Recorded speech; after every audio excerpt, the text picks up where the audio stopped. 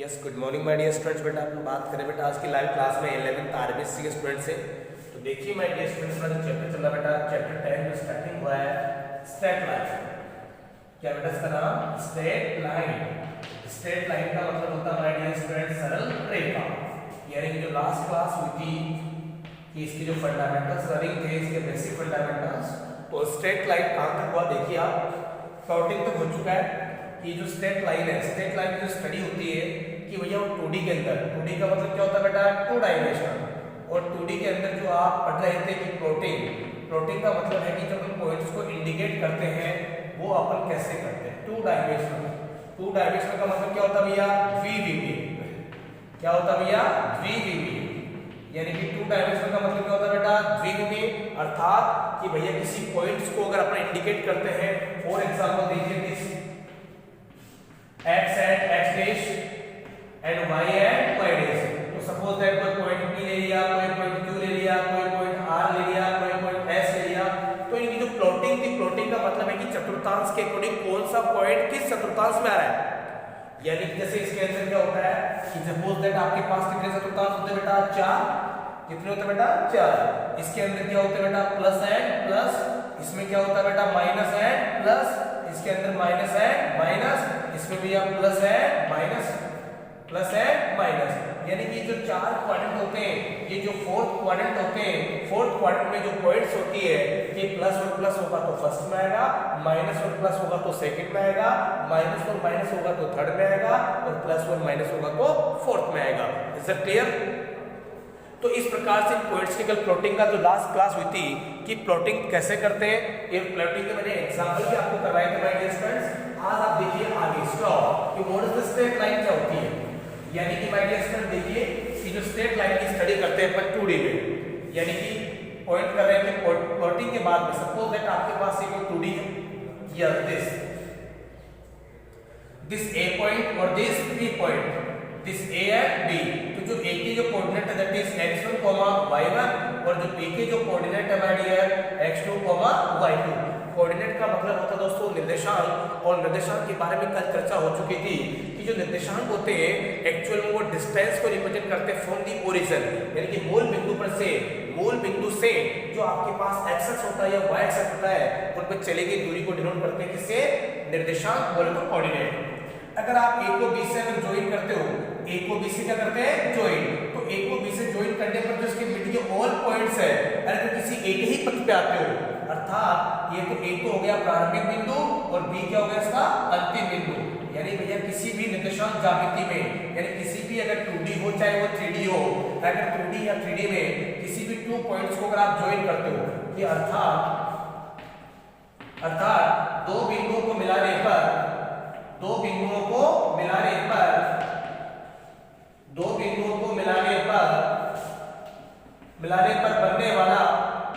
बनने वाली जो इमेज होती है, बनने वाली इमेज अर्थात सभी बिंदुओं का, अर्थात सभी बिंदु जो है एक ही पथ पे है, अर्थात सभी बिंदु, अर्थात उन 2 बिंदुओं के बीच आने वाले सभी बिंदु, अर्थात उन 2 बिंदुओं के बीच आने वाले सभी बिंदु अगर एक ही पथ में आए, किसमें भैया एक ही पथ में आए तो यह सरल रेखा कहलाती है। यह सरल रेखा कहलाती है। ओके माय डियर स्टूडेंट्स, अर्थात उन 2 बिंदुओं को मिलाने पर जो बनने वाली इमेज होती है माय डियर, वो अपने आप में क्या होती है बेटा स्ट्रेट लाइन होती है। या यूं भी कह सकते हो कि उन 2 बिंदुओं को, यानी कोई भी अगर 2 पॉइंट है और उन 2 पॉइंट को अगर ज्वाइन करने पर ये इसके जो बिंदु के, इन बिंदुओं की जो मध्य के बिंदु पथ है, इन बिंदुओं के सभी बिंदु अगर एक ही पथ में आए तो ये बनने वाला जो पथ है उसको कहते हैं सरल रेखा। क्या कहते हैं माय डियर सरल रेखा। अगर ऐसे आ रहे हो सपोज दैट एक पॉइंट ये आ गया, एक पॉइंट ये आ गया, एक पॉइंट ये आ गया, एक पॉइंट ये आ गया, एक पॉइंट ये आ गया, तो ये पॉइंट को इससे ज्वाइन करेंगे तो ये जो पॉइंट है एक रेखा पे नहीं आ रहे, ये इस प्रकार से आ रहे हैं, तो इसका मतलब है कि ये सरल रेखा ना होके इसको कहते हैं दोस्तों वक्र। क्या कहते हैं वक्र। वक्र को इंग्लिश में कहते हैं कर्व। क्या कहते हैं बेटा कर्व। अर्थात ये जो पॉइंट्स है, अगर इन पॉइंट्स का जो बीच का रास्ता है यानी कि इस पॉइंट से इस पॉइंट के बीच में आने वाले सभी जो बिंदु है वो किसी एक पथ में नहीं आ रहे, तो इसको सरल रेखा नहीं कहते। तो भैया सरल रेखा की परिभाषा क्या होगी कि यदि किसी दो बिंदुओं के बीच के पथ को मिलाने पर अर्थात उस पथ के आने वाले सभी बिंदु अगर एक ही इमेज में आए, अगर एक ही पथ में आए, तो उसको कहते हैं सरल रेखा। क्या कहते हैं भैया? सरल रेखा। अब देखिए भैया, इसके बाद बात होती है दो बिंदुओं के बीच की दूरी, यानी दो बिंदुओं को मिलाने पर आपके पास क्या बनेगा? लाइन बनी, रेखा बनी, स्ट्रेट लाइन बनी। तो देखिए आप, यस। अब नेक्स्ट पॉइंट आता है बेटा distance between two points. Distance between two points, देखिए आप, डिस्टेंस बिटवीन टू पॉइंट्स का मतलब होता है दोस्तों दो बिंदुओं के बीच की दूरी।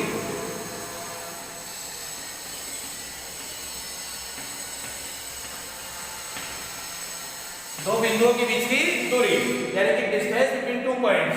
सपोज दैट आपके पास कोई 2D है, देखिए माय डियर स्टूडेंट दिस, यानी कि x एंड x डैश, और ये आपके पास हो गया my dear y and y dash. Suppose that this point है, दिस a और ये दिस b। जो एक ही कोऑर्डिनेट आपने लिया x1, y1 और जो b के कोऑर्डिनेट लिया आपने x2, y2।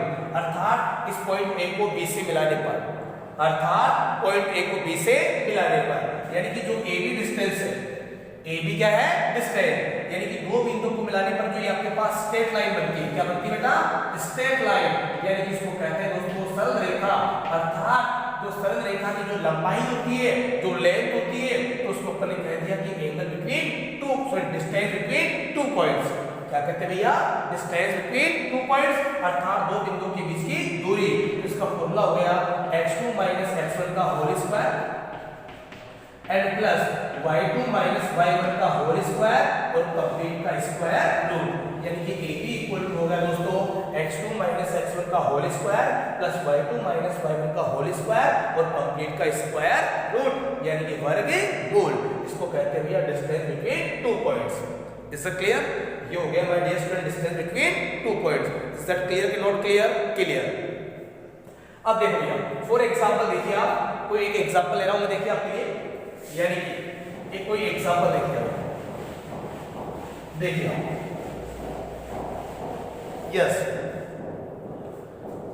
यस एग्जांपल देखिए भैया, यस दिस A पॉइंट आ गया, सपोज दैट 2,3 है और ये जो B पॉइंट है दैट इज 5,7 है।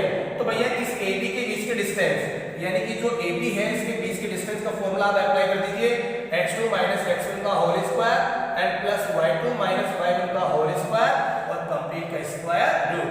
तो x2 - x1, देखिए किसी भी जो पॉइंट की जो कोऑर्डिनेट्स होते हैं वो होते हैं x, y, इसको कहते हैं कोऑर्डिनेट, यानी कि भैया जो क्रमिक युग्म होता है, क्रमिक युग्म, दिस x और y, this is also x and y। अब ये भी xy और ये भी क्या बेटा? xy। तो आपको इसको x1 y1 और इसको आपको x2 और y2, इसको आपको x1 y1, इसको आपको x2 और y2। तो भैया इसको तो x1 y1 ये x2 y2, तो 5 - 2, ये लो भैया 5 - 2 का होल स्क्वायर और भैया 7 - 3 का होल स्क्वायर और कंप्लीट का स्क्वायर रूट, ये लो। तो 5 - 2 तो कितना आ गया? 3, तो 3 का स्क्वायर कितना हो गया? 9, 7 - 3 कितना आ गया? 4, 4 का स्क्वायर कितना हो गया? 16, ये लो भैया। अब 9 + 16 कितना हो गया भैया? 25, ये आ गया 25, यानी कि 25 यूनिट। क्योंकि डिस्टेंस है तो किस में अप्लाई करोगे बेटा? यूनिट। अगर डिस्टेंस है तो आपको यूनिट अप्लाई करना ही करना है, अर्थात ये A और B हो गया, तो A से B के बीच की दूरी का कॉन्सेप्ट हो गया। Is it clear? तो इस प्रकार से कोई से भी बोल सकते हैं। अब देखो, अब दूरी के आधार पर क्या होगा, इसके बाद देखिए आप परिवर्तन। देखिए भैया कोई भी स्ट्रेट लाइन है तो उसकी स्लोप क्या होगी? देखिए आप, यस, अगर आपके पास अगर 2 पॉइंट्स ना होगे, सपोज दैट, परिवर्तन से पहले आप देखिए कुछ पॉइंट फंडामेंटल देखिए, अगर मान लीजिए कि आपके पास 3 पॉइंट है, A, B एंड C, तो ABC, अगर तीनों पॉइंट एक ही रेखा पर स्थित है तो अक्सर एक वर्ड आता है बेटा सररेखी। क्या आता है? सररेखी, यानी कि दर्शाइए कि A, B एंड C आपस में सररेखी बिंदु है। तो देखो दोस्तों, अभी का जो टॉपिक है माय डियर स्टूडेंट, कोलिनियर, इसको हिंदी में क्या कहते हैं बेटा? सररेखी। क्या कहते हैं भैया? सररेखी। अर्थात सररेखी बिंदु, यानी कि कोलिनियर का मतलब क्या होगा बेटा? सररेखी। देखो A B and C any 3 points, यदि A B C any 3 points, any 3 points,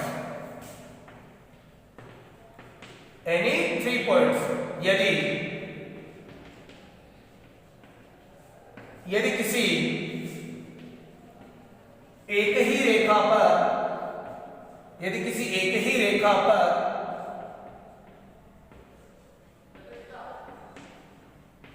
यदि किसी एक ही रेखा पर स्थित हो तो यह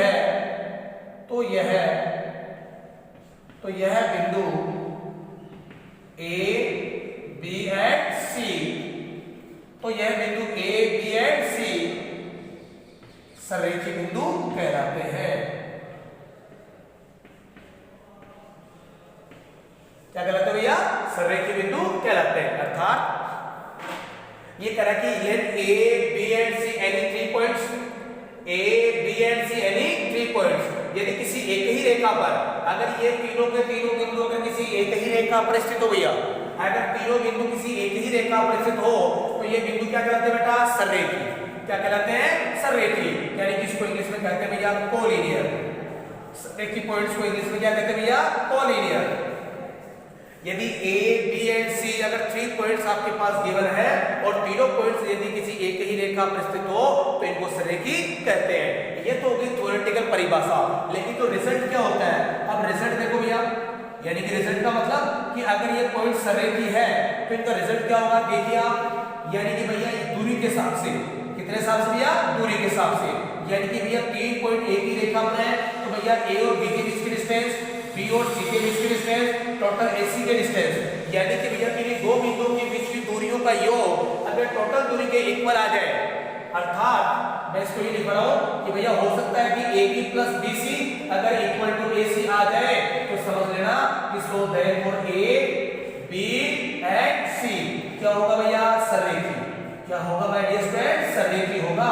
अर्थात A B एंड C अगर किसी एक ही रेखा पर स्थित हो तो इनको सररेखी बिंदु कहते हैं और इनका रिजल्ट ये होता है कि किन्हीं दो बिंदुओं के बीच की दूरियों का योग अगर टोटल डिस्टेंस किसी अनदर डिस्टेंस के इक्वल आ जाए तो उसको कहते हैं सररेखी। वो रिजल्ट हो गया, वो कंफर्मेशन हो गया कि सररेखी प्रूव कैसे करते हैं। इसके अलावा भी और पॉइंट्स हैं, इसके अलावा भी और फंडामेंटल है इसको सररेखी प्रूव करने का, लेकिन ये फर्स्ट रिजल्ट होता है कि how can we prove that या how can we show that of collinear.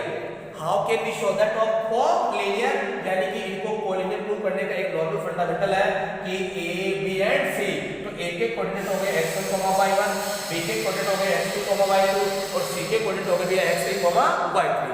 Is it clear? ए के कोऑर्डिनेट क्या हो गए x1, y1 और बी के कोऑर्डिनेट हो गए x2, y2 और सी के हो गए x3, y3। तो इस प्रकार से आप इन पॉइंट्स के बीच की क्या फाइंड कर सकते हो बेटा? डिस्टेंस। क्या फाइंड कर सकते हो बेटा? डिस्टेंस। ये तो A, ये B और ये C। Is it clear? अब देखो भैया area of triangle, area of triangle देखिए आप, yes that is very very important. देखो भैया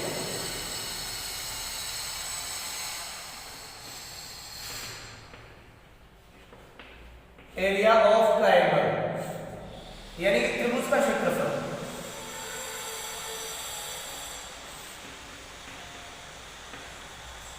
त्रिभुज का क्षेत्रफल। एरिया ऑफ ट्रायंगल का मतलब होता है त्रिभुज का क्षेत्रफल। अब त्रिभुज का क्षेत्रफल के नाम के आगे ही आपके दिमाग में आता है कि 1/2 बेस इनटू हाइट। हो सकता है कि फर्स्ट फॉर्मूला क्या होता है बेटा?